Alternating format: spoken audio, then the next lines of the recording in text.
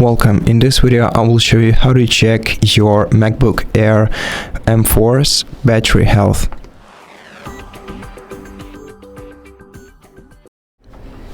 First of all, open the battery settings. The quickest way to do so is by tapping the battery icon on menu bar, then go to battery settings from here, and then here you can generally see the battery health. For now, the normal one is great, but if you want to know more, click the information icon next to the battery health status.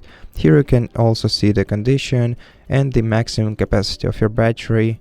The less the capacity, the shortest the battery lifespan of your computer is. And that's how you do it. So thank you so much for watching this video. If you liked it, please consider subscribing to our channel, leave us a like in the comment below, and I'll see you in the next one.